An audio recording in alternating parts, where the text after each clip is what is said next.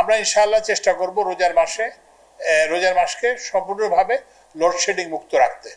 এখন ইমিডিয়েটলি আমাদের বাড়ানোর কোনো বিদ্যুতের দাম বাড়ানোর কোনো পরিকল্পনা নেই। রমজানের পর থেকে এপ্রিল থেকে এই গ্যাসের পরিমাণ এপ্রিল থেকে সেপ্টেম্বর পর্যন্ত এটা হবে 1100 MMCFD। তো আমরা প্রথম যেটা করছি সেটা হচ্ছে যে গ্যাসের সরবরাহ বৃদ্ধি। তো এটা করার পরে এরপরে আমরা হচ্ছে সেইটা অনুযায়ী আমাদের যে বিদ্যুৎ উৎপাদনের যে পরিকল্পনা সেটা করছি। তো সেই পরিকল্পনা অনুযায়ী আমাদের রোজার মাসে বিদ্যুতের চাহিদা প্রাক্কলন করা হয়েছে 15,700 এবং এর পরে গ্রীষ্ম মৌসুমে 18,000। তো আমরা এইটার জন্য এই ব্যবস্থাতে করছি। তো আমরা এখানে যেটা দেখতে পাচ্ছি যে আমরা ইনশাআল্লাহ চেষ্টা করব রোজার মাসকে সম্পূর্ণভাবে লোডশেডিং মুক্ত রাখতে।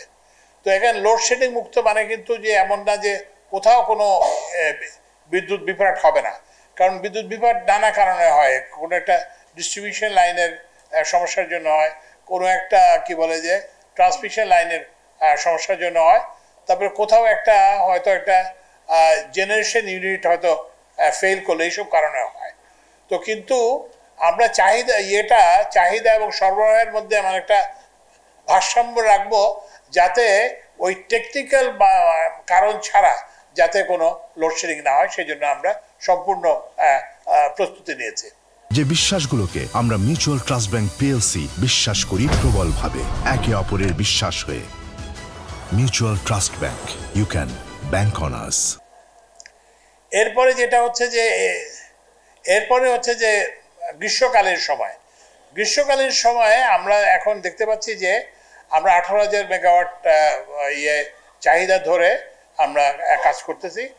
কিন্তু আমাদের যে বিদ্যুৎ অ্যাভেলেবল হবে সেটা আমাদের এখন প্রাথমিক হিসাব অনুযায়ী আমরা দেখতে পাচ্ছি যে এইটা বিভিন্ন সিনারিও থেকে 700 থেকে 1400 মেগাওয়াট পর্যন্ত লোডশেডিং করতে হতে পারে।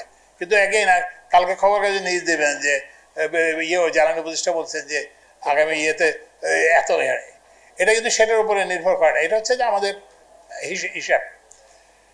কিন্তু এখানে একটা বড় কিন্তু আছে, যেটার জন্য আমি সাংবাদিক ভাইদের বোনদের আমরা সাহায্য চাই। এই যে আমাদের যে গ্রীষ্মে যে চাহিদা বাড়ে, এটা কিসের জন্য বাড়ে? একটা কারণ হচ্ছে যে সেচের জন্য বাড়ে।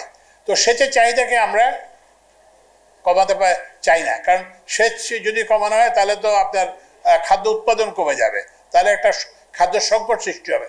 তো ওই জন্য আমরা সেচটাকে আনএফেক্টেড রাখবো। এরপরে বাকি যেটা বাড়ে সেটা হচ্ছে যে এয়ার কন্ডিশনের জন্য কুলিং লোড।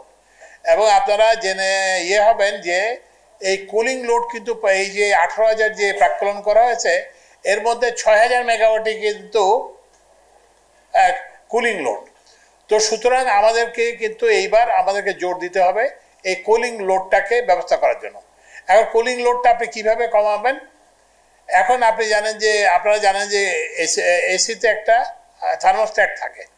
তো আপনি এটা 18 সেট করতে পারেন, আবার 24-25 কিন্তু আপনাকে 25-26 আপনাকে একটা সহনীয় মাত্রা, মানে একটা ভালো থাকতে পারবে।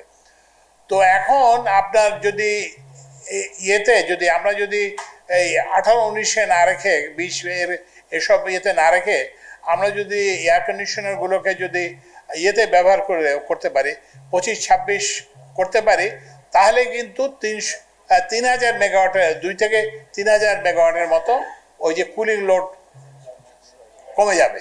এবং সেটা যদি করা সম্ভব হয় তাহলে দেখবেন যে আমরা হয়তো মানে ইভেন তো বটেই, যে রমজান মাস তো বটেই, ইভেন সামনের মাসগুলো তো এই যে সামার পিরিয়ডগুলোকেও আমরা কৃষিতে সেচ অব্যাহত রেখেও আমরা লোডশেডিং কিন্তু খুবই সামান্য পর্যায়ে, খুবই নেগলিজিবল পর্যায়ে নেমে আসতে।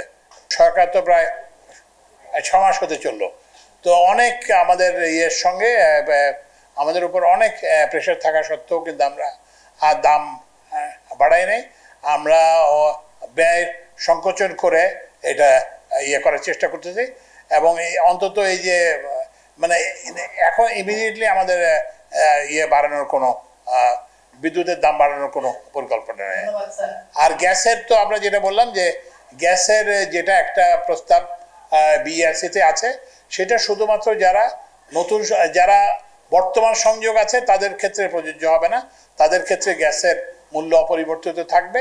কিন্তু আমরা পেট্রোবাংলা থেকে বিইআরসিতে একটা আবেদন করা হয়েছে, যেহেতু আমরা বর্তমানে গ্যাস আমদানি করি 70 টাকার উপরে, হ্যাঁ 72 টাকা, এবং হচ্ছে যে আমরা যে গ্যাস যে শিল্পে দিই সেটা 30 টাকা।